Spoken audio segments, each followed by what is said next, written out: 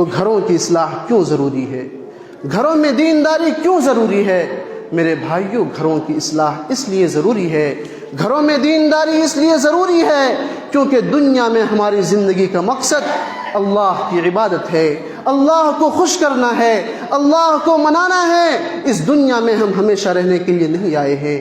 50 سال، 60 سال، 70 سال، جتنی زندگی اللہ رب العالمین نے ہماری تقدیر میں لکھ دیا ہے، ہمارے مقدر میں لکھ دیا ہے، ہم زندہ رہیں گے، پھر تو ہمیں سفر آخرت پر روانہ ہونا ہے، اپنے کیے کا حساب دینا ہے، اپنے عملوں کا حساب دینا ہے۔ اللہ تعالیٰ قرآن مقدس کے اندر ارشاد فرماتا ہے فَمَن يَعْمَلْ مِثْقَالَ ذَرَّةٍ خَيْرًا يَرَهُ، جو شخص ذرہ برابر بھی نیکی کا کام کیا ہوگا وہ بھی اسے دیکھ لے گا، وَمَن يَعْمَلْ مِثْقَالَ ذَرَّةٍ شَرًّا يَرَهُ، اور جو شخص ذرہ برابر بھی برا کام کیا ہوگا وہ بھی اسے دیکھ لے گا۔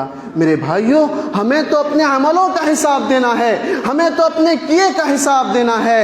ہم اپنے نیک اعمالوں کی بدولت جنت میں جائیں گے، اور نیک اعمال اسی وقت انجام دے سکتے ہیں، ہم اچھے کام اسی وقت کر سکتے ہیں جب ہمارے گھروں کی اصلاح ہو، جب ہمارے گھروں میں دینداری ہو۔ ہمارے پاس دنیا میں سب کچھ ہے، بینک بیلنس ہے، رہنے کے لیے اچھا گھر ہے، اچھی سواری ہے میرے بھائیوں، لیکن اگر دینداری نہیں ہے تب تو ظاہر ہے کہ آخرت کی ہماری زندگی برباد ہو جائے گی، ہم خائب و خاسر ہو جائیں گے۔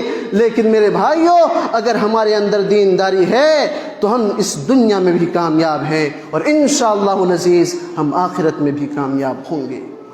آپ یہ غلط فہمی نکال دیں کہ دینداری ہوگی تو دنیا نہیں ہوگی، دنیا کی ترقی نہیں ہوگی، بینک بیلنس نہیں ہوگا، اچھی گاڑیاں نہیں ہوں گی۔ کیا دیندار لوگ تجارت نہیں کرتے؟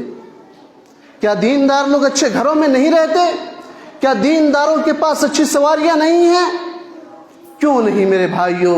دینداری میں خوشیاں ہیں، دینداری میں راحت ہے، دینداری میں سکون ہے، دینداری میں عزت ہے۔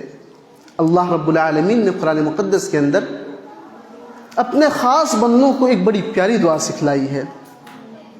دوسرا پارہ آپ پڑھیں، ربنا آتنا فی الدنیا حسنہ، اے ہمارے رب تو ہمیں دنیا کی بھلائی عطا کر، وفی الآخرۃ حسنہ، اور آخرت کی بھی بھلائی عطا کر، وقنا عذاب النار، اور ہمیں جہنم کے عذاب سے بچا، جہنم کی آگ سے بچا۔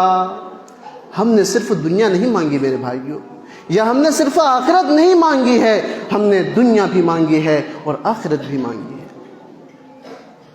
حافظ ابن کثیر رحمۃ اللہ علیہ اس آیت کی تفسیر کرتے ہوئے بڑی پیاری بات لکھتے ہیں کہ اللہ رب العالمین نے فی الدنیا حسنہ میں دنیا کی تمام تر بھلائیوں کو جمع کر دیا ہے۔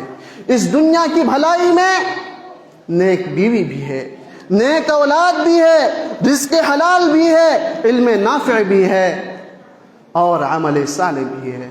تو میرے بھائیوں، گھروں کی اصلاح اس لیے ضروری ہے کیونکہ دنیا میں ہماری زندگی کا مقصد اللہ کی عبادت ہے، اور ہمارے گھروں کی اصلاح نہ ہو تو ہم اللہ رب العالمین کی عبادت نہیں کر سکتے۔